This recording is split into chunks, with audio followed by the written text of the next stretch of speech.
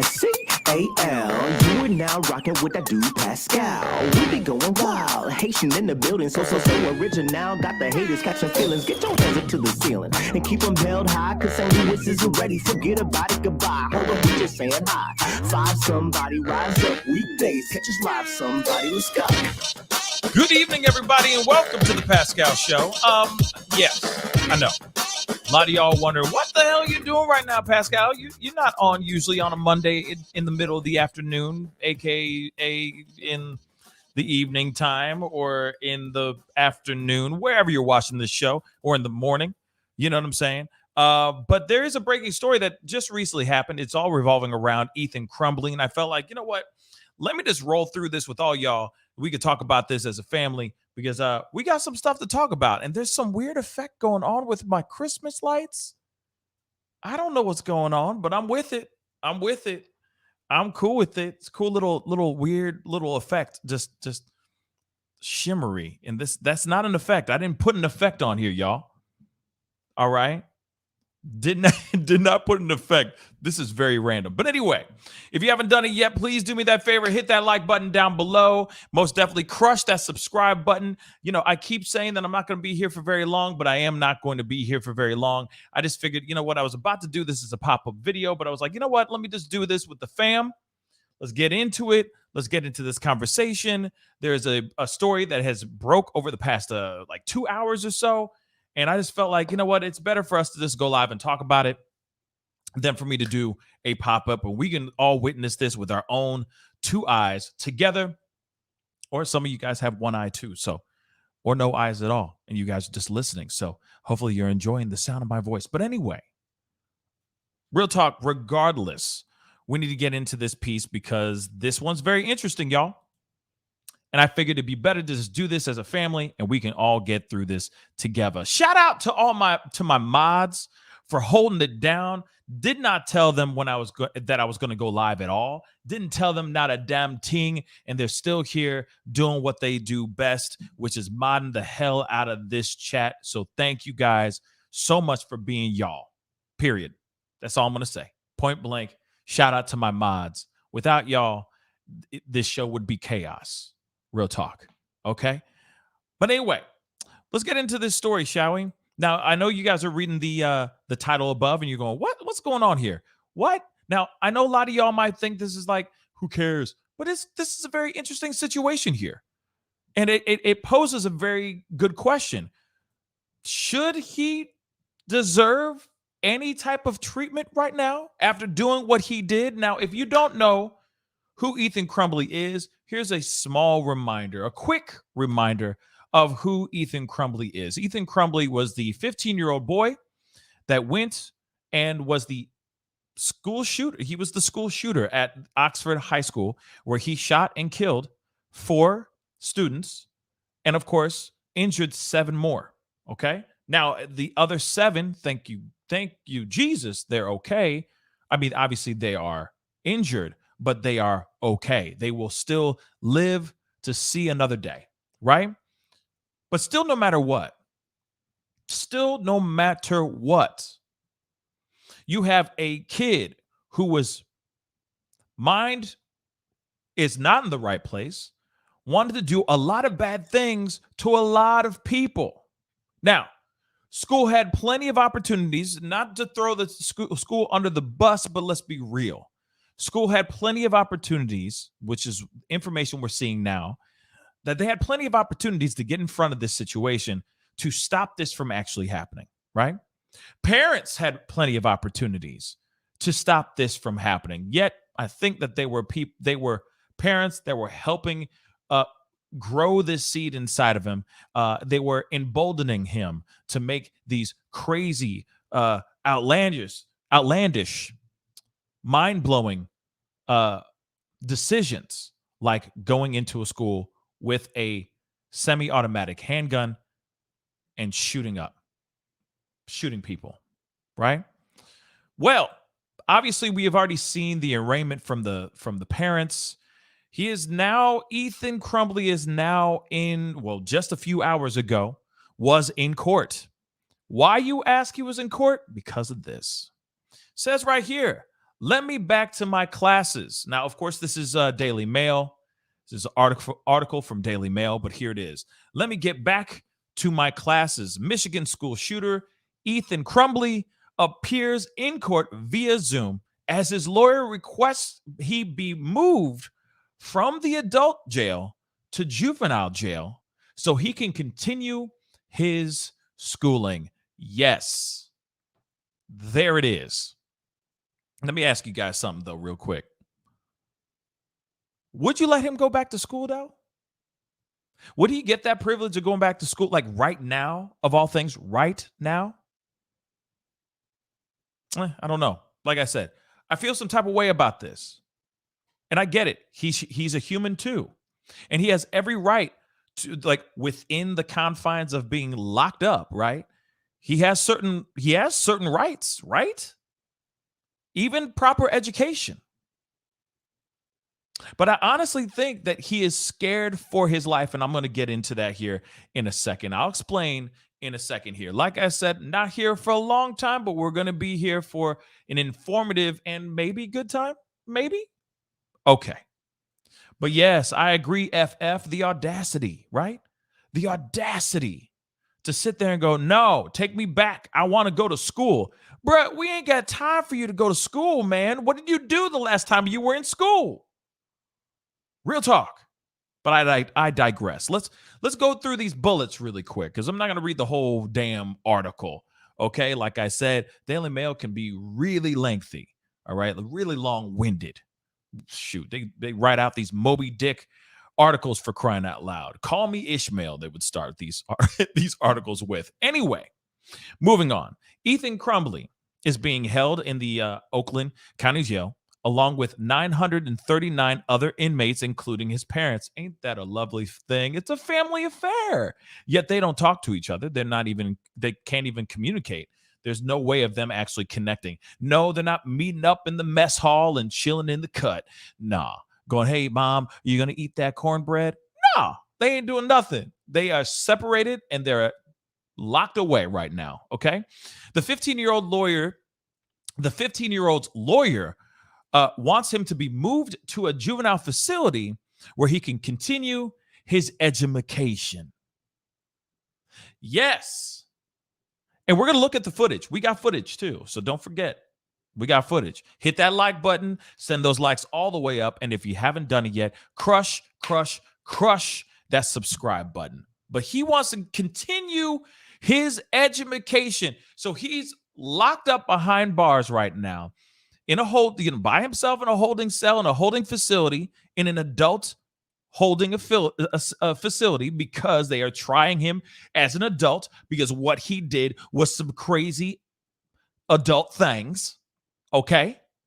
He took many lives. He injured many, many people. He put a lot of lives at danger. He affected many, many families and then some. Okay. But he wants to continue his education. Okay. In court today, just a few hours ago, his guardian, Deborah McKelvey, begged the judge to move him back, saying, I'm not being humorous. He could still be in school. Let me just take this. Let me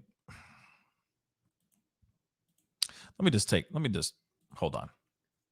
Okay, so make this make sense. So this man, this young boy,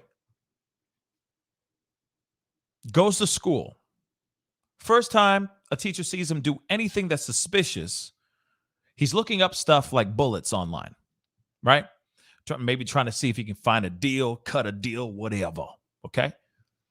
Next time they see him, he's drawing demonic images, very, very disturbing images of violence, and he's writing out crazy things on paper.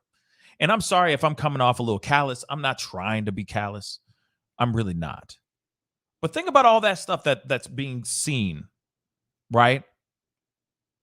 Then hours after, the guidance counselor and the powers that be of the faculty, after they decide, and of course the parents flat out said, no, we got to go back. We got to go to work, even though apparently Papa didn't have a job. They were totally against taking him back home. So hours later, he goes into a bathroom with his book bag, which is containing the actual weapon he's going to use, and he kills a bunch of people. Okay. In this school. Now, his guardian, let's just call her Miss McKelvey, all right, is now sitting here saying he needs to go back to school. He can't miss any more school. He needs to go back to school. So you're telling me his attendance for school is more important than him actually finding remorse, coming to terms with the crimes that he has committed.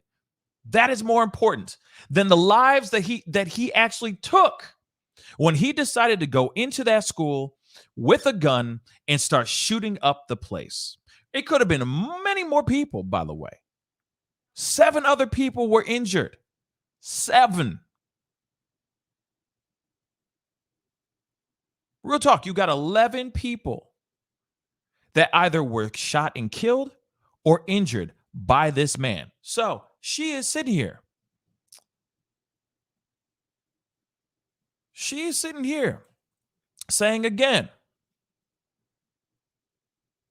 Miss Deborah, okay? Debbie.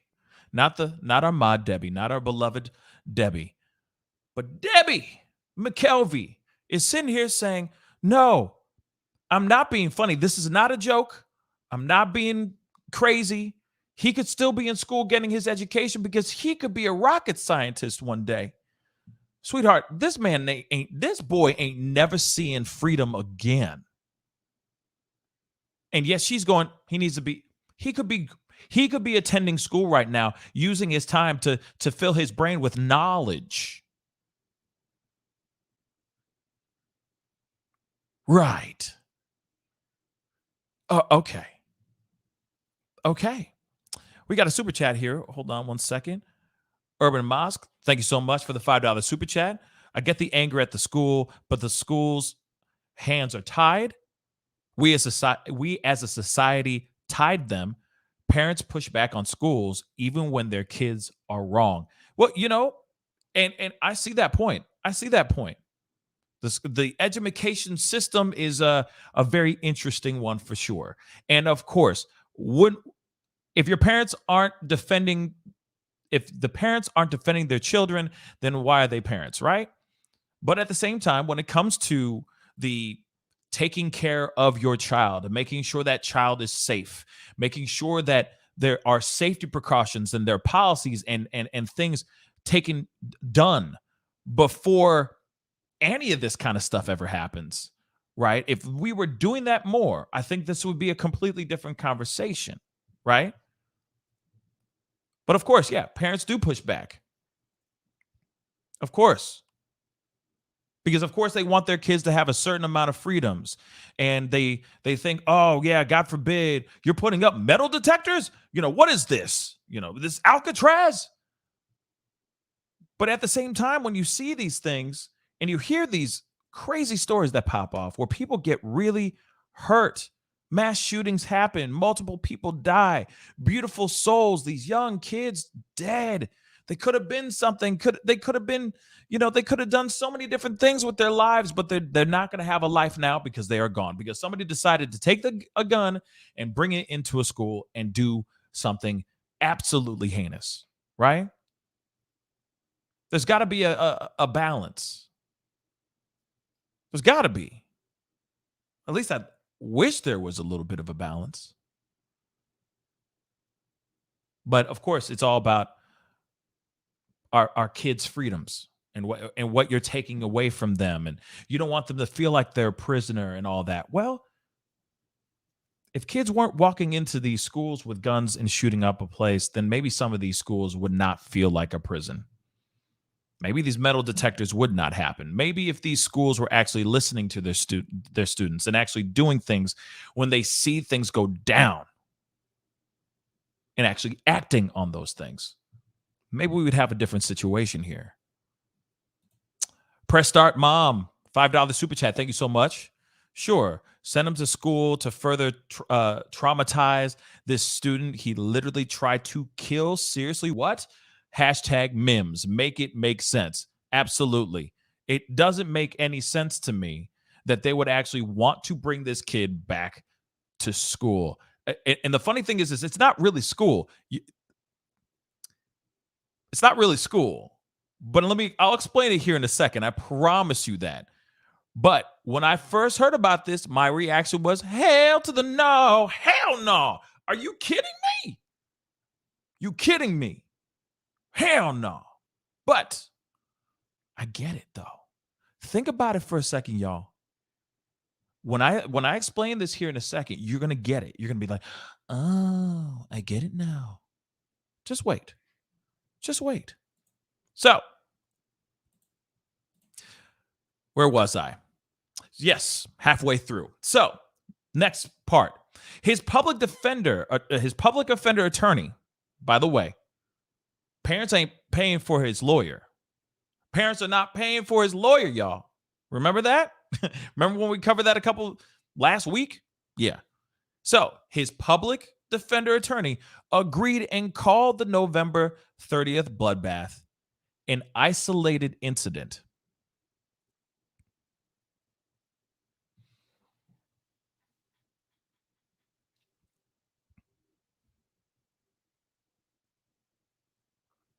Yeah. Judge Nancy Karniak denied the request, thank God, and said Ethan was a menace to other juveniles. And I could not agree more. Now, here's this isolated incident. It wasn't really an isolated incident. There were multiple moments where he had given out red flags, and the people, the family, the school, and whoever else was a part of this did nothing about it. They did nothing about it. They did not go, whoa, wait a second. Dude had a countdown on his social medias, y'all. A countdown. This was not an isolated incident. If this was an isolated incident, then it would have been a one-time only thing. But he had been thinking about this for a long time. He was putting this whole thing together. And God knows if he didn't turn himself in, where we would be right now, what we would be reporting right now. But this public defender attorney is sitting here saying that what went down on the 30th, 4 days after he received that semi-automatic handgun, she is saying that this is an isolated incident. Okay. Totally premeditated. Totally. Look, we saw his Instagram profile. We saw the post that he was putting up. We saw what he was like. We see his parents. And look to the parents. Instead of them actually stepping up and saying, okay, it's our bad. We're here. We're getting arraigned. We agree we'll be there at 4 p.m. Eastern Standard Time. They were holed up, hiding out on the lam, found in the basement of a artist studio. Isolated incident, my ass. Okay? But of course, the judge, as I said a second ago, denied this request, which is great. Okay? Because he is a menace. And God knows what he would be doing, what kind of seeds he'd be planting in these kids' heads too. These are all kids that are locked up for various reasons, whether it's minor to heinous. And find out he's sitting there and hanging out with the wrong kind of kids that are getting out soon. Takes one bad apple. Just saying. His parents, Jennifer and James Crumbley, are being held on manslaughter charges for giving him access to their guns. Abso-freaking-lutely. We already know that. They have hired a private attorney, and I've already said that, but Ethan is being represented by a public defender, paid by the state. And of course, his next date has been pushed back to the 7th. He will remain in the Oakland County Jail. Okay, so we already know all these pieces of information. Now, I want to show you guys the video because it is actually very, very fascinating. And here's the judge, and I give the judge mad props. Judge Karniak. I think she was very, very smart with making this decision. It would have been a very, very bad decision to bring him back into juvie. The reason why, I will explain, this is my theory and my theory alone. It is not anyone else's except mine's, okay? But you know what? I like to think that I'm an intelligent individual, and I'll explain it here very, very soon on why I think he wants to go to juvie. And it has nothing to do with school, y'all. Not a damn thing to do with school. But here, we're going to look at his court appearance right here. It's very short, but you hear from the horses' mouths themselves on their reasoning on why he should be going back to juvie. Let's roll it. All rise. Good afternoon. Please be seated.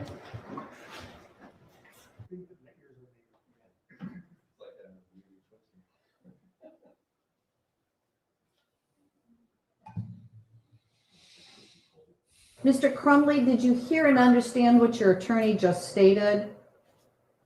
Yes, ma'am. And are you in agreement with that? Yes. So you're not waiving, of course, your right to a preliminary exam, just the right to have it heard within the statutory time period. And that is, of course, so your attorney can properly prepare for a preliminary exam if one is necessary. Again, do you understand and agree to that? Yes, ma'am. I do find good cause to waive that statutory time period. I will adjourn the probable cause conference to January 7th at 9 a.m.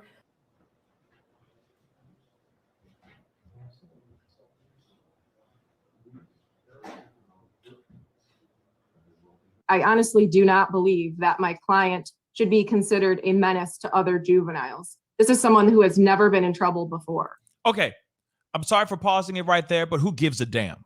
No offense. Sorry, Esquire, but who gives a damn? He just did something that was absolutely heinous, absolutely mind-blowing. And you're sitting here trying to say, oh, no, he's been a good kid before. He never done anything like this before. He's an innocent, but he still did those things, y'all. He still did those things. But now they're saying, oh, no, he's not. He can't be. He's not a menace at all. He's never done anything as bad as this, ever. Give him a chance. No. He took 4 lives. He injured 7 others. He premeditated this whole thing. He's been fantasizing this thing forever, y'all.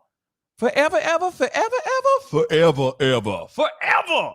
He's been fantasizing this. And he executed it. And the interesting part of it is he's still alive. Still alive, y'all. And yet, this lawyer, like I said, she is singing for her supper. She's trying to find any way, by any means necessary, to get this guy out of the adult jail to go into juvie. Not for education, but they're going to use education for a reason. As an excuse. Get out of here. This is not someone who has a history of assaulting kids his age or any other negative contact. So you're telling me that he has a history. So he does this thing. He shoots up and injures and kills a collective amount of 11 people.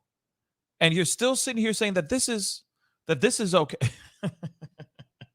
She's making it seem like, oh, before this, he was a good kid. And so, after this, he's going to continue to be a good kid. No, he's not. No, he's not. How are you justifying this, man? How is this working?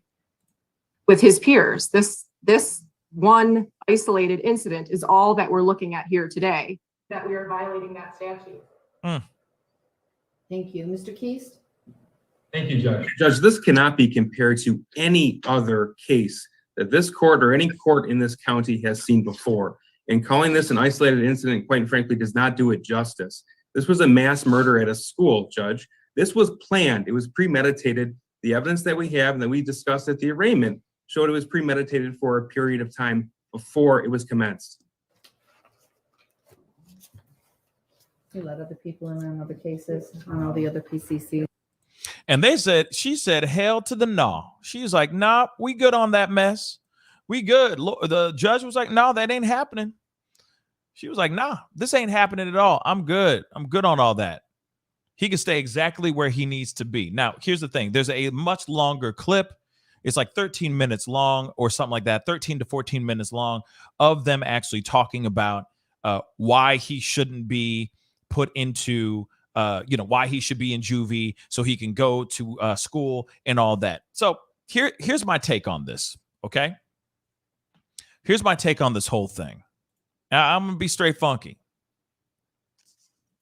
This has nothing to do with education, y'all. This has nothing to do with education. You're gonna be like, wait, what are you talking about? That can't be true, Pascal. No, it is.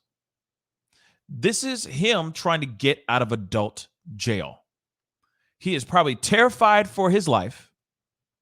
He's around a bunch of grown-ass men and women, dangerous people. He's a 15-year-old boy by himself, holed up in that prison or in that jail around a whole bunch of other dudes that are probably sitting there going like, yo, my third cousin 7 times removed went to Oakland High or Oakville High. You know what I'm saying? Well, I'm going to see you at lunch. Just saying. You never know. So he's sitting there going, man, we need to find out, hey, can I go back to juvie because everybody going to be around my age. I'm terrified.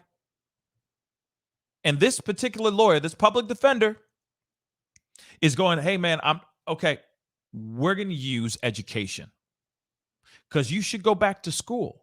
And you can't be around adults. Those adults aren't aren't in school. But while you're waiting, you can still go to school in juvie. So maybe if we move you over there, you'll be safe. We can use that as an excuse. You still will be tried as an adult, but we can at least give you the privilege. See what I did there? The privilege of going into juvie instead. How about that? Sure. Court hearing happens. Judge says, hell no. And there we have it. And Bob's your uncle. Isn't that a phrase? And Bob's your uncle. So there you go, guys. Homeboy was really trying to be crafty with this ish. And the lawyer's like, no, he should be in school. What? Last time he was in a school, he injured 7 people and killed 4. Is school really the spot that he needs to be in? No. In my personal opinion, hell to the no. He should be exactly where he should be right now. Alone with his thoughts. And terrified for his life. Absolutely. Welcome to prison. Welcome to jail. That's why jail and prison exists. So that when you get out of there, you say, I'm not ever coming back. Or you go, I ain't never going there because it terrifies the F out of me. That's why it exists. Pretty much. So we all stay in line. But the fact that they are actually trying to finesse this ish is crazy. This kid does not deserve any privilege at all. He doesn't deserve any extra amenities at all. He should be sitting in that cell, thinking about what he has done, finding ways to find forgiveness, and waiting for that trial when they throw him under the damn prison, because that's exactly where he deserves to be. Anyway, guys, that is the show. Like I said, it's going to be a short one. It was going to be a short one, like I said, babies. You know what I'm saying? Because this is what's going on right now. Do try to be slick, though. Ethan Crumbley tried to be slick. I don't know if it was Ethan Crumbley that came up with that. Probably not. His lawyers came up with that. And I get it. Lawyers doing her job. I mean, I ain't gonna throw shade on the lawyer. Lawyers getting paid by the state to do, or it's probably pro bono, but she's doing her job, right? Save him as much as she can. But at the same time, he done mucked it up. He made that terrible choice by walking into that school and doing those heinous crimes. So he is going to be tried as an adult, and they're going to treat him like an adult. If you're going to make those kind of choices, you reap what you sow, y'all. You reap what you sow. Anyway, guys, it's time to get going. Please do not forget to hit that like button before you get going. And of course, let me put that up. Hit that like button. Don't forget to hit that subscribe button, y'all. I'd really, really appreciate it. I got another story that I'll probably be breaking later on in a few hours here as well. It kind of revolves around the tornadoes and all that, but it is a big story. So stick around or keep an eye out for that alert when it does go down. It is going to be something very interesting. But anyway, don't forget to hit that subscribe button, hit that like button, of course. And of course, hit that join button or join my Patreon, patreon.com/The Pascal Show. Really would love and really appreciate your support. Anyway, guys, time to go. Be good to yourselves. Be good to one another. And I'll see you guys very, very soon. This is The Pascal Show. Bye.